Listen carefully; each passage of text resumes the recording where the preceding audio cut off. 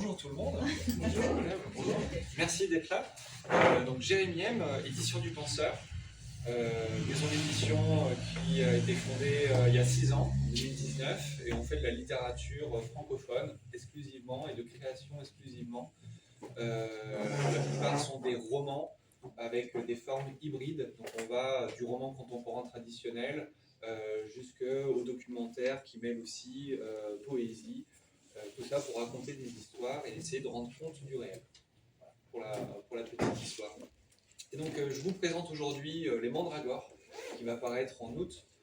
Premier roman de ce jeune auteur de 22 ans, Marius de Gardin, qui nous livre une histoire qui commence comme ça. En plus de ça, c'est de température avec l'environnement. Ça a débuté comme ça, sous la pluie. Les vieilles cloches de Saint-Ambroise sonnaient 6 heures du soir quand la bouche de métro a recraché Chiara, déjà toute trempée. Ceux qui l'ont reconnu, on voit un petit peu de Céline. Hein. Ça a débuté comme ça. Bref, on va aller dans les années 80 à la rencontre d'une famille qui vit dans un vieux restaurant italien, l'Amour et Gusto, complètement délabré. Et cette fratrie d'Italiens, je me souviens même plus comment ils s'appellent. Les Cipriani, tout à fait. Les Cipriani ont en fait été abandonnés par leur famille. Et l'histoire commence avec une lettre qui annonce le retour de la mère après 10 ans d'absence. Et entre ceux qui disent pourquoi pas et ceux qui le refusent, va s'entamer une sorte de guerre intérieure à l'intérieur de cette famille. Et une guerre notamment intérieure pour Benito, le héros de cette histoire, personnage narrateur, qui à la suite de cet événement va faire une tentative de suicide. On annonce du retour de la mère.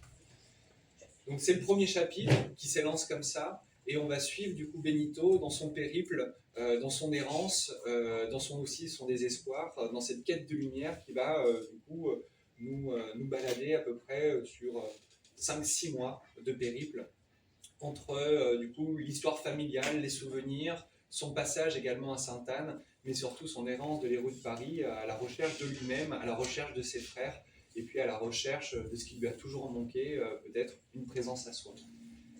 J'avais dit dans Livre Hebdo que ce bouquin, il était brillant.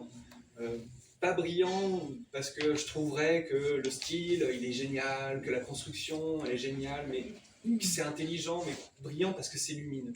On va vraiment faire un voyage au bout de la nuit, mais vraiment un voyage célinien, dans la misère, dans la précarité, dans les bas-fonds de Paris, mais qui va avoir toujours cette quête de cet interstice, de cette lumière, dans lequel en fait Benito va s'engouffrer à chaque instant, mais toujours aussi tiraillé, avec peut-être pour lui ce désir d'en finir, parce que énormément de souffrance autour de lui, mais voilà, il va être plutôt aspiré par la lumière que par le fond d'un gouffre que l'on peut creuser sans fin.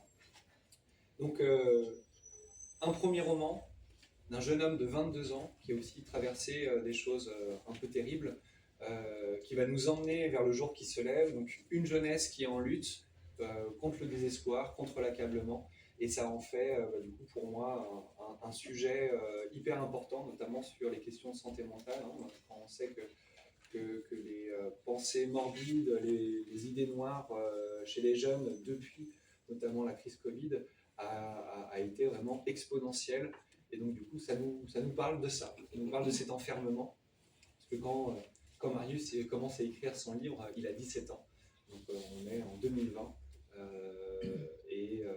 Du coup, il y a des services de presse si vous souhaitez le découvrir. Et voilà, c'est tout. Je passe la main à mon collègue. 5 minutes, c'est bon ?